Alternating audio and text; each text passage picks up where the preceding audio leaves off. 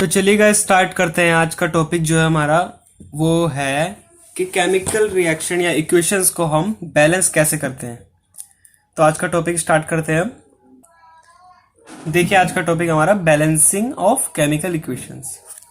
तो देखिए आज हम सीखेंगे कि बैलेंस कैसे करते हैं किसी भी इक्वेशंस को। तो इक्वेशंस ले लेते हैं, एक इक्वेशन लेते हैं। देखिए Fe प्लस H2O ये मिलकर बना रहा है Fe3O4 प्लस H2 यानी हाइड्रोजन गैस।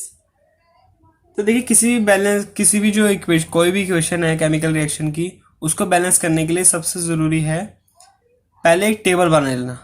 एक टेबल बना लेते हैं हम।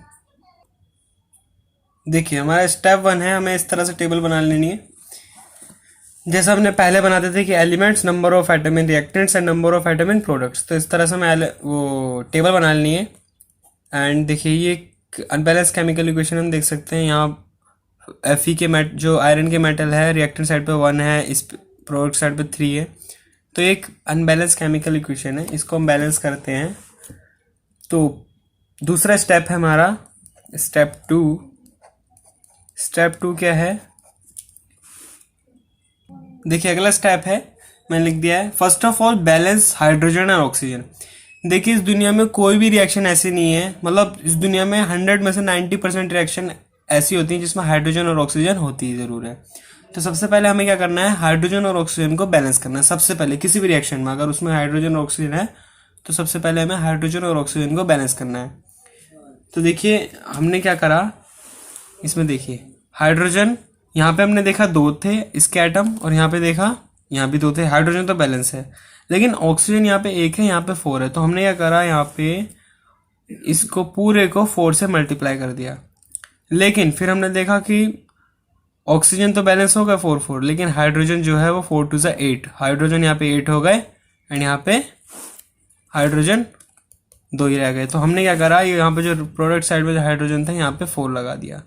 अब देखिए हाइड्रोजन और ऑक्सीजन की जो नंबर ऑफ एटम है वो इक्वल है। देखिए हाइड्रोजन यहाँ पे 4 2 8, यहाँ पे 8 है हाइड्रोजन, यहाँ भी 4 2 8 है, एंड यहाँ पे ऑक्सीजन 4 है, यहाँ भी 4 है। तो इस तरह से बैलेंस हो जाएंगे।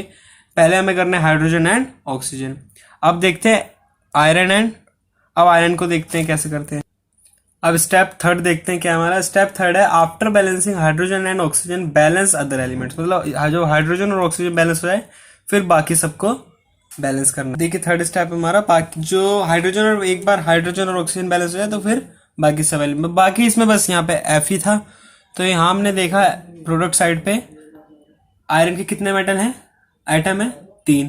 तो हमें यहाँ पे देखा 1 ही था, तो यहाँ पे हमने 3 से मल्टीप्लाई कर दिया। तो यही से हम कह सकते हैं ये है एक बैलेंस्ड इक्वेशन। देखिए इसी तरह से हम केमिकल जो इक्वेशन होती है उसको बैलेंस करते हैं। शुरू से देख लेते हैं एक बार। सबसे पहले हमें एक टेबल बनानी है इस तरह की, number of atom in reactants, number of atom in product. फिर देखेंगे वो बैलेंस नहीं है तो नहीं है। फिर देखेंगे स्टेप 1 है हमारा first of all balance hydrogen और ऑक्सीजन। क्योंकि इस दुनिया में 100% में से 90% रिएक्शन ऐसे होते हैं जिसमें हाइड्रोजन और ऑक्सीजन होती है। तो इसलिए सबसे पहले हाइड्रोजन और ऑक्सीजन को बैलेंस करेंगे, हमने यहाँ बैलेंस करा। देन 3rd स्टेप है हमारा after balancing hydrogen and oxygen balance other elements. Hydrogen और ऑक्सीजन बैलेंस होने के बाद फिर हम बाकी जितने अदर एलिमेंट हैं उनको बैलेंस करते हैं। देखिए इस तरह से यहाँ पे आयरन बचा था तो आयरन हमने बैलेंस कर दिया। तो इस तरह से करते हैं, बहुत ही ईजी है, प्रैक्टिस करेंगे तो आप सीख जाएंगे। ज़्यादा कोई हार्ड कॉन्सेप्ट नहीं है इसमें, ये सब प्रैक्टिस से होगा। जितने आप प्रैक्टिस करेंगे उतने ही आप सीखेंगे। देखिए एक और इम्पोर्टेंट चीज़ है writing symbols of physical states of reactants and product. किसी भी केमिकल रिएक्शन में रिएक्टेंट्स और प्रोडक्ट की स्टेट को भी दिखाना होता है। तो कैसे दिखाते हैं, सॉलिड को रिप्रेजेंट करते हैं हम स्मॉल s से, liquids are represented by small l, इसको स्मॉल l से, एंड गैसेस को स्मॉल g से, एंड एक्वस जो सॉल्यूशन होते हैं या कोई भी एक्वस चीज है उसको रिप्रेजेंट करते हैं AQ से। एक्वस क्या होता है ये हम पढ़ेंगे अगली वीडियो में। एक्वस सॉल्यूशन या एक्वस जो भी है वो क्या होता है ये हम पढ़ेंगे अगली वीडियो में।